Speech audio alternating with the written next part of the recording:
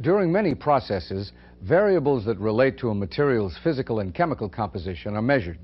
These variables, called analytical variables, are typically measured with instruments called analyzers. The information provided by analytical measurements is used to make sure that process requirements are met. Sometimes it's necessary to determine the relative amounts of substances in solutions or mixtures. One way to do this is through density and specific gravity measurements. Density is the weight per unit volume of a substance. It's commonly expressed in units such as pounds per cubic foot or grams per cubic centimeter. For example, the density of water is 62.4 pounds per cubic foot, or 1 gram per cubic centimeter. The densities of different substances can be compared in terms of their specific gravities. Specific gravity is the ratio of the weight of a fixed volume of a substance to the weight of an equal volume of water at a standard temperature of 4 degrees Celsius, the temperature at which water is most dense. For example, the specific gravity of this alcohol can be determined by dividing its density, 0.79 grams per cubic centimeter, by the density of an equal volume of water, 1 gram per cubic centimeter. When the division is done, the units of measurement cancel out, leaving a specific gravity value of 0.79. This means that alcohol is 0.79 times as dense as water. Now, the density and the specific gravity of a solution can vary according to the relative amounts of substances in the solution. For example, if you mix alcohol and water, the specific gravity of the solution will depend on how much of each liquid is used. Since alcohol has a lower specific gravity than water, the more alcohol that's used, the lower the specific gravity of the solution.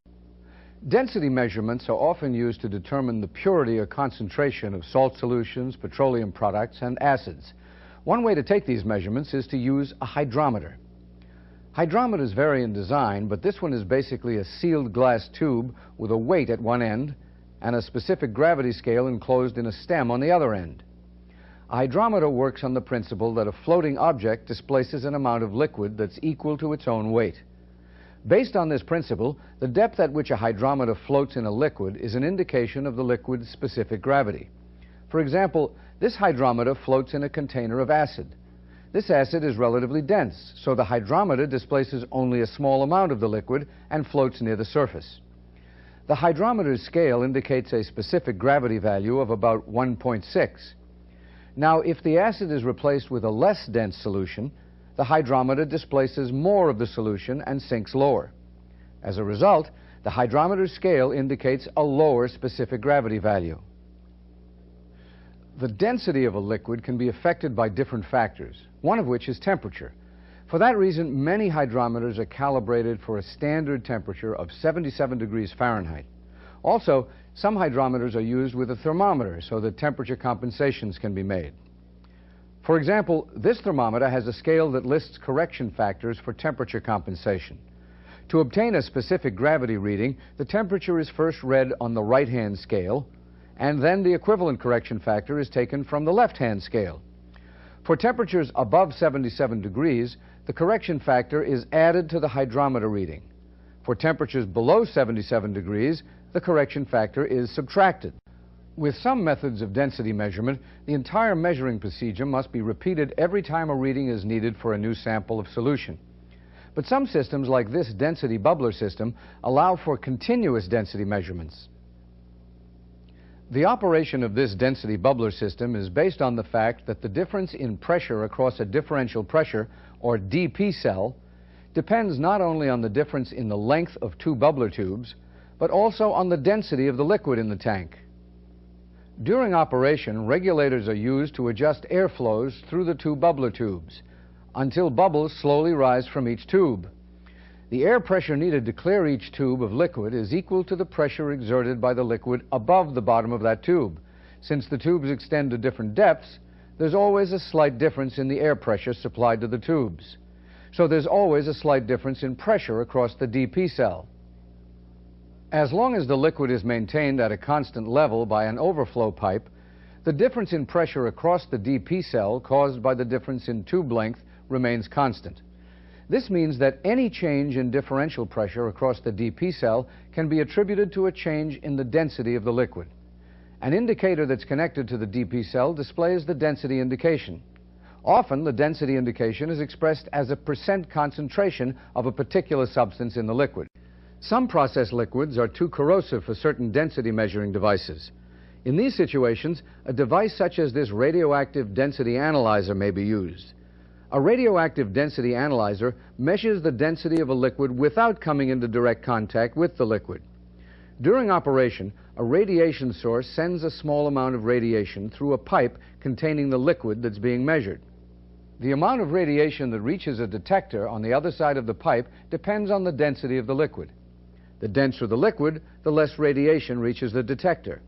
The detector may display the radiation measurement as a density value for the liquid, or as a concentration value for a particular substance in the liquid. In this topic, we talked about what density is and how it differs from specific gravity. We also looked at how several density measuring devices work. Now let's try some practice questions. Density is the weight per unit volume of a substance. It's commonly expressed in units such as pounds per cubic foot or grams per cubic centimeter. A hydrometer works on the principle that a floating object displaces an amount of liquid that's equal to its own weight. A hydrometer works on the principle that a floating object displaces an amount of liquid that's equal to its own weight. The operation of this density bubbler system is based on the fact that the difference in pressure across a differential pressure, or DP cell, depends not only on the difference in the length of two bubbler tubes, but also on the density of the liquid in the tank. A radioactive density analyzer measures the density of a liquid without coming into direct contact with the liquid. During operation, a radiation source sends a small amount of radiation through a pipe containing the liquid that's being measured. The amount of radiation that reaches a detector on the other side of the pipe depends on the density of the liquid. The denser the liquid, the less radiation reaches the detector. Often, it's necessary to monitor the concentration of suspended particles in processed liquids or gases. For example, wastewater is normally checked to make sure that it's been properly treated before it's returned to the environment. One way to check the purity of a liquid or a gas is to measure its clarity. Clarity is the measure of how clear or transparent a substance is. Clarity can be measured using different types of clarity analyzers.